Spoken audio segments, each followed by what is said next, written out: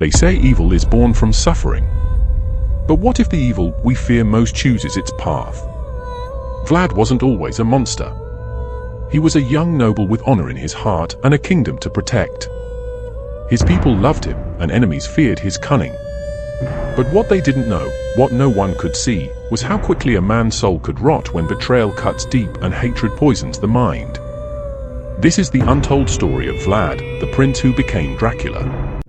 Vlad III, known as Vlad Dracula or Vlad the Impaler, was born in 1431 in Wallachia, a land wedged between the Ottoman Empire and the Kingdom of Hungary. From the moment he could walk, Vlad was taught that survival came with sharp steel and sharper wit. His father, Vlad Dracula II, was sworn to protect Wallachia, but power in those lands came with a deadly price. Allegiances could shift like shadows in the moonlight.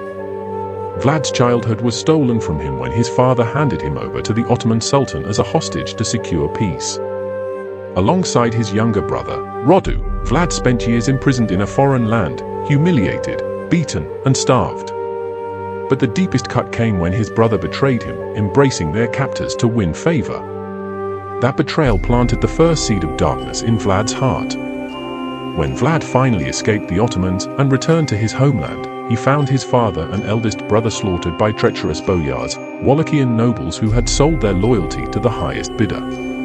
Fueled by rage, Vlad swore he would never be a victim again. His vengeance was swift and merciless.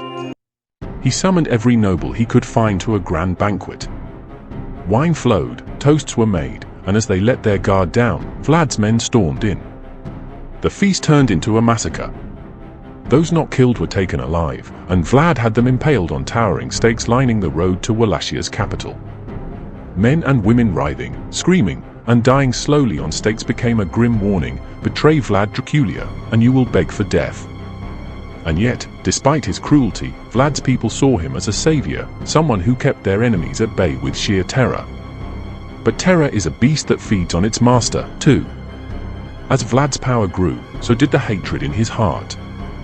He trusted no one. Not his allies, not his family, and certainly not God.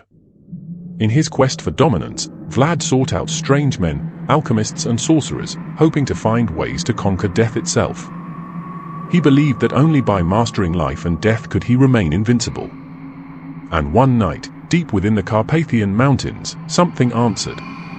A traveler came to Vlad, a figure dressed in black, with skin pale as snow and eyes glowing like embers.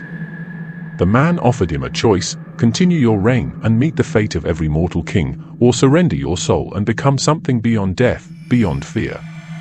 Desperate to keep his enemies from ever toppling him, Vlad accepted the pact. And from that night onward, Vlad Dracula was no longer bound by human limits. He became something more. His skin turned cold, his heart ceased to beat, and his hunger became endless, not for power, but for blood. He had become Dracula, the first true vampire.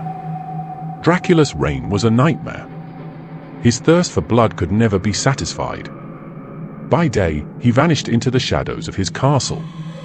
By night, he hunted across the land, feeding on peasants, travelers, and soldiers alike. Entire villages were wiped out, drained of life. And with each life he took, Dracula's strength grew. His name spread far beyond Wallachia. Soldiers whispered stories of a demon lord who could not be killed, one who could command wolves and bats, who turned into mist and vanished into thin air.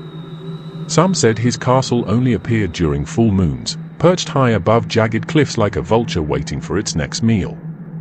No one dared confront him. Even his former allies trembled at the thought of him. But Dracula wasn't content with just fear, he wanted to drown the world in darkness. His hatred for humanity knew no limits. He had seen the worst of men, suffered the pain of betrayal, and now sought to make the world suffer as he had. What started as a thirst for vengeance had grown into an obsession. His victims became trophies, his enemies became prey. For years, Dracula's terror spread across the lands. But as the darkness deepened, so too did the forces of light gather. A secret alliance of hunters, men and women trained to track the undead, formed to bring an end to his reign. It was on a stormy night that they came for him, storming his castle with holy relics, silver weapons, and fire. Dracula fought them with a fury only a monster could possess. He tore through soldiers with ease, his claws ripping flesh like paper. But it was not the hunters who dealt the final blow. It was the memory of his past, a fleeting vision of himself as a young man, a noble prince with honor in his heart. For a moment, he saw the life he could have lived, the man he could have become had hatred not consumed him. That moment of weakness gave the hunters their chance. They drove a stake through his heart, and the beast let out a final, unholy scream. As the sun rose, the castle began to crumble, the shadows retreating for the last time. But even as the light returned to the land, the legend of Dracula lived on. They say Vlad's body turned to dust that day, but his soul never found peace. His name became a curse, whispered by those who still fear the dark. Mothers tell their children to behave, warning them that Dracula watches from the shadows. And some believe that he is not truly gone, that one day, the darkness will rise again, and Dracula will return to claim what he believes is rightfully his. Because monsters like Dracula are not born. They are made. And their hunger never dies.